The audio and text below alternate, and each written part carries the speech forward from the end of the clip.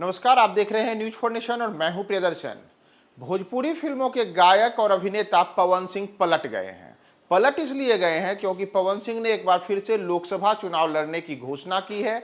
यानी कि पिछले दिनों जब भारतीय जनता पार्टी ने उन्हें आसनसोल संसदीय क्षेत्र से चुनाव लड़ने के लिए उम्मीदवार बनाया था, तो उसके बाद पवन सिंह ने निजी कारण बता करके वहां से चुनाव लड़ने से इनकार कर दिया था। लेकिन इस घोषणा के एक सप्ताह बाद अब पवन सिंह फिर से पलट गए हैं और उन्होंने कहा है कि वे चुनाव लड़ेंगे, यानी कि लोकसभा चुनाव 2024 में वो किस्मत आजमाएंगे। लेकिन किस्मत आसनसोल से नहीं बल्कि किसी अन्य संसदीय क्षेत्र से आजमाएंगे। और इसे लेकर के जो खबरें सामने आ रही हैं उसके अनुसार इस बार पवन सिंह ने बिहार के एक खास संसदीय क्षेत्र से किस्मत आजमाने का फैसला लिया है। तो दरअसल हम उस संसदीय क्षेत्र पर भी पहुंचे, उसके पहले आपको बता दें कि आज पवन सिंह ने पलटी मारते हुए क्या बातें कही हैं। दरअसल पवन सिंह ने बुधवार को सोशल मीडिया पर घोषणा की कि वे लोकसभा का चुनाव लड़ेंगे। उन्होंने कहा, मैं अपने समाज, जनता जनार्दन और मां से किया हुआ वादा पूरा करने के लिए चुनाव लड़ूंगा। आप सभी का आशीर्वाद और सहयोग अपेक्षित है। जय माता दी।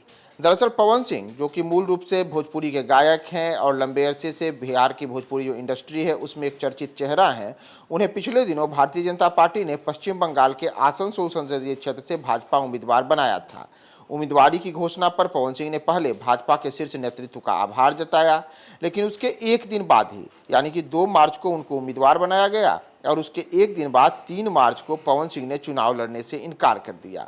उस दिन पवन सिंह ने कहा था कि भारतीय जनता पार्टी के शीर्ष नेतृत्व को दिल से आभार प्रकट करता हूं। पार्टी ने मुझ पर विश्वास करके आसनसोल का उम्मीदवार घोषित किया, लेकिन किसी कारणवश मैं आसनसोल से चुनाव नहीं लड़ पाऊंगा। वहीं अब पवन सिंह फिर से पलट गए हैं और इस बार उन्होंने कहा है कि वे चुनाव लड़ेंगे और अपने समाज, जनता जनार्दन और मां से किया हुआ वादा पूरा करेंगे। साथ ही साथ इसके लिए उन्होंने सभी के आशीर्वाद और सहयोग की भी अपेक्षा जताई है और अंत में उन्होंने जय माता दी संबोधन करते हुए अपने चुनाव लड़ने की घोषणा की है। तो दरअसल पवन सिंह अब किस संसदीय क्षेत्र से चुनाव लड़ेंगे, तो इस पर अगर हम आए तो यह संसदीय क्षेत्र है बिहार का आरा संसदीय क्षेत्र। दरअसल पवन सिंह इसके पहले भी आरा संसदीय क्षेत्र को लेकर के अपनी इच्छा जता चुके हैं कि वे आरा संसदीय क्षेत्र से चुनाव लड़ना चाहते हैं और इसके लिए कई बातें पवन सिंह के लिए वहां मुफीद हो रही हैं। दरअसल पवन सिंह राजपूत जाति से आते हैं और आरा में अगर हम वोटों के जातीय समीकरण को देखें तो आरा बिहार के उन संसदीय क्षेत्रों में शामिल है जहां राजपूत जाति के अधिकाधिक वोटर हैं और मौजूदा समय में भारतीय जनता पार्टी से सांसद और केंद्रीय मंत्री आर.के. सिंह भी इसी राजपूत जाति से आते हैं।